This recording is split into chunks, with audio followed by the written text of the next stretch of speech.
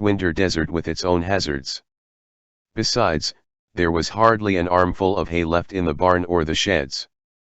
Of course, had it been possible to settle down for a long stay, the doctor would have scouted around looking for new ways of getting food and fodder, but it wasn't worth it for a few uncertain days.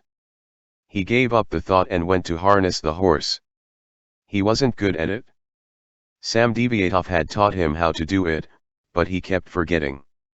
Still, he managed it, though clumsily. He strapped the yoke to the shafts, wound the slack and knotted the end of the metal-studded strap around one of them, then, one leg braced against the horse's flank, pulled the two ends of the stiff collar tight and fastened them. At last he led the horse to the porch, tied it, and went inside to call Lara.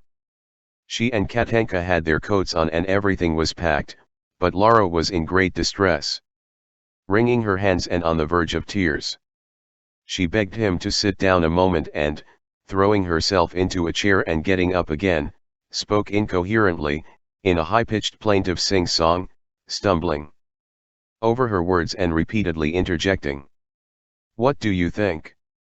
I can't help it, I don't know how it's happened, but you can see for yourself, we can't possibly go now, so late, it will be dark soon, we'll be caught in the darkness in your terrible forest.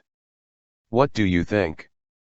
I'll do whatever you tell me to, but I simply can't make up my mind to go, something tells me not to, but do whatever you think best.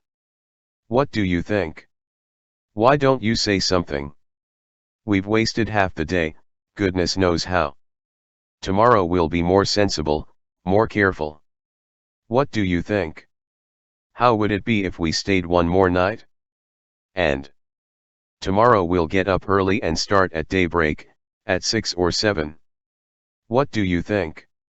You'll light the stove and write one more evening and we'll have one more night here, wouldn't that be lovely, darling, wonderful? Oh, God, have I done something wrong again? Why don't you say something? You're exaggerating. Dusk is a long way off, it's quite early. But have it your way. We'll stay. Only calm yourself, don't be so upset. Come now, let's take off our coats and unpack. And Katenka says she's hungry. We'll have something to eat. You are quite right, there would have been no point in going so suddenly, with so little preparation. But don't be so upset, and don't cry. I'll light the stove in a moment. But before I do that, I might as well take the sleigh, since it's at the door, and bring what's left of the logs in our old woodshed. We're entirely out. Don't cry now. I'll be back soon. 11. Several sets of sleigh tracks led up to the woodshed of the Zhivago's house. Yuri Andreevich had made them on his earlier trips, and the snow over the threshold was trampled and littered from his last visit 2 days before. The sky, which had been cloudy since morning, had cleared. It was cold again. The old park came right up to the shed, as if to peer at the doctor's face and remind him of something. The snow was deep that winter. It was piled high over the threshold, so that the lintel seemed lower and the shed hunchbacked.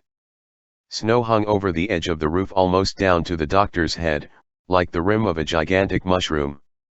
Just above it, as though plunging a point of its crescent into the snow, stood the new moon, glowing with a grey blaze along its edge. Although it was early in the afternoon and full daylight, the doctor felt as if he were standing late at night in the dark forest of his life. Such was the darkness in his soul, such was his dejection. The new moon shining almost at eye level was an omen of separation and an image of solitude. He was so tired that he could hardly stand. He threw the logs out of the shed onto the sleigh in smaller armfuls than usual. To handle the icy wood with snow clinging to it was painful even though he wore gloves. The work did not make him feel any warmer. Something within him had broken and come to a standstill. He cursed his luckless fate and prayed God to spare the life of the beautiful, sad, humble, and simple-hearted woman he loved. And the new moon stood over the barn blazing without warmth and shining without giving light. The horse turned its head in the direction of the Mikolitsin's house and whinnied, at first softly, timidly, then louder, with assurance. "What's that for?" Yuri Andreevich wondered. "It can't be fright. A frightened horse wouldn't neigh, and it wouldn't be such a fool as to signal to the wolves if it had scented them, and so cheerfully, too. It must be looking forward to going home. Hold on a moment, we'll soon be off." He added chips for kindling to the logs, and strips of bark that curled like shoe leather, covered the load with sacking, lashed it to the sleigh with a rope, and turned back, walking at the horse's head.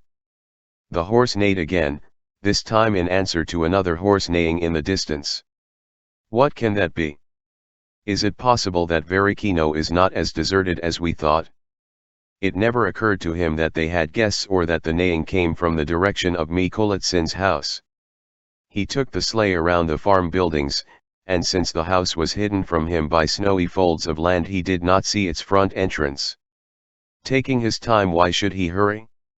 He stacked the wood and, unhitching the horse, left the sleigh in the barn.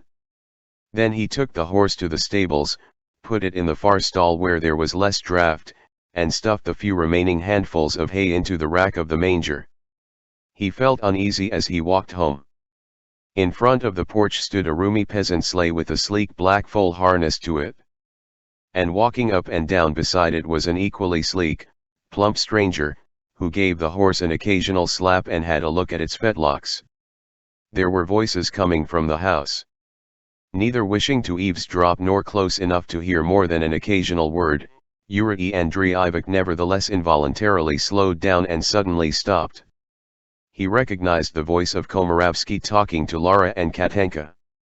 They were apparently in the first room near the door.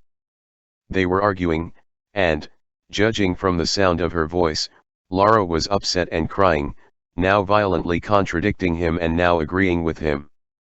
Something made Yuri Andreevich feel that just then Komarovsky was speaking about him, saying something to the effect that he should not be trusted. Serving two masters, he thought he heard. That it was impossible to tell if he were more attached to Lara or to his family. That Lara must not rely on him, because if she did she would be running with the hare and the hounds and would fall between two stools.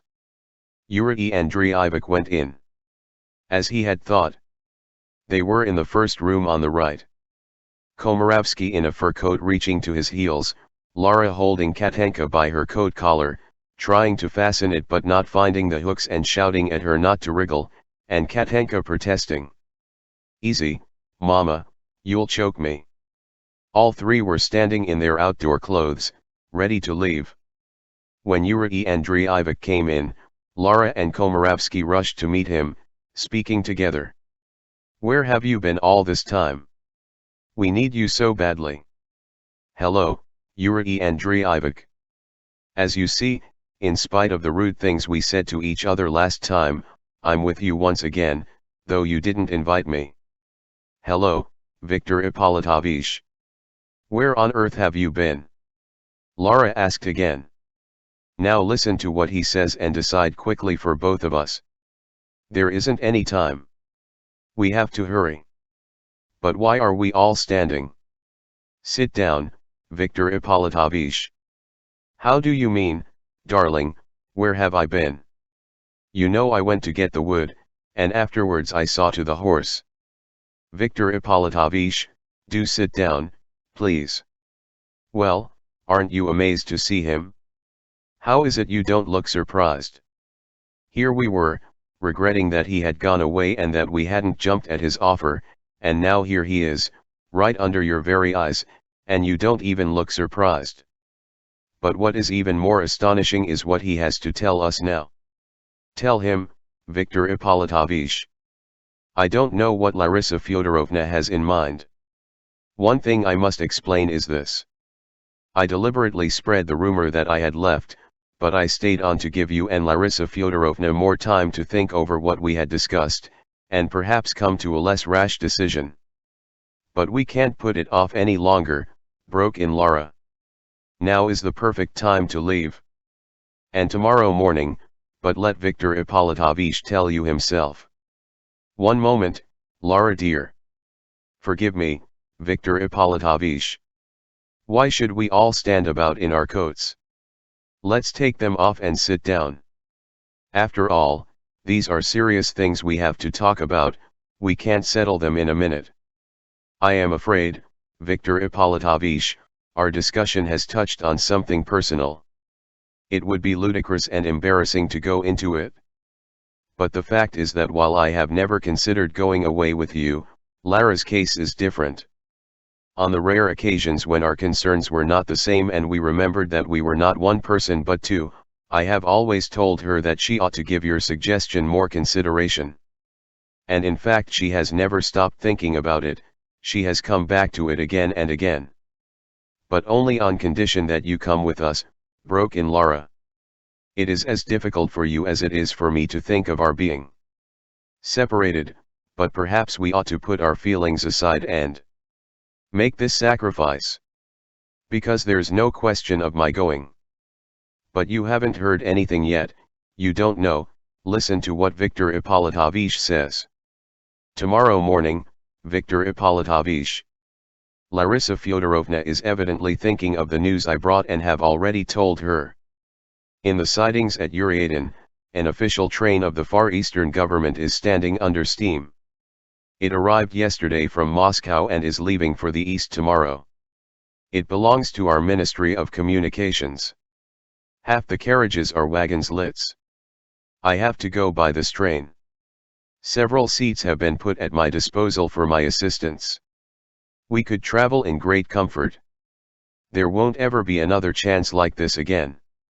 I realize that you are not in the habit of speaking lightly, you are not the man to go back on your decisions, and you have made up your mind not to go with us. But even so, shouldn't you reconsider it for Larisa Fyodorovna's sake? You heard her say that she won't go without you. Come with us, if not to Vladivostok, then at least as far as Yuriatin and there we shall see. Only we must really hurry, there is not a moment to lose. I have a driver with me, I don't drive myself and there isn't room for 5 of us in my sleigh. But I understand you have Samdeviatov's horse, didn't you say you had gone with it to get the wood? Is it still harnessed? No, I have unharnessed it. Well then, harness it again as quickly as you possibly can. My driver will help you. Though, come to think of it, why bother? Let's forget about your sleigh, we'll manage with mine, we'll squeeze in somehow. Only let's hurry, for heaven's sake. You only need to pack the most essential things for the journey. Whatever comes to hand first. There's no time to fuss with packing when it's a question of a child's life. I don't understand you, Victor Ippolitovich. You talk as if I had agreed to come. Go and good luck to you, and let Lara go with you if she wishes. You needn't worry about the house. I'll clean it up and lock it after you've gone. What are you talking about, Yura? What's all this nonsense? You don't even believe yourself. Lara's wishes indeed. As if you didn't know perfectly well that I won't go without you and I won't make any decision on my own. So what's all this talk about your locking up the house? So you are quite adamant? Said Komarovsky. In that case, with Larisa Fyodorovna's permission, I should like to have a couple of words with you, if possible alone. Certainly. We can go into the kitchen. You don't mind, darling.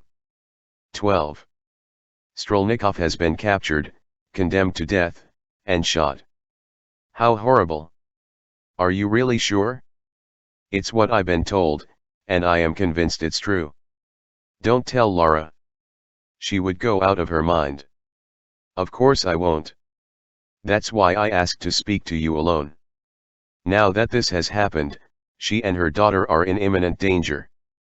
You must help me to save them. Are you quite sure you won't go with us? Quite sure. I've told you already. But she won't go without you. I simply don't know what to do. You'll have to help me in a different way. You'll have to pretend, let her think that you might be willing to change your mind, look as if you might allow yourself to be persuaded. I can't see her saying goodbye and leaving you, either here or at the station at Yuriatin. We'll have to make her think that you are coming after all, if not now, then later, when I've arranged another opportunity for you to come. You'll have to pretend that you'll be willing to do that. You'll just have to convince her of this, even if you have to lie. Though this is no empty offer on my part, I swear.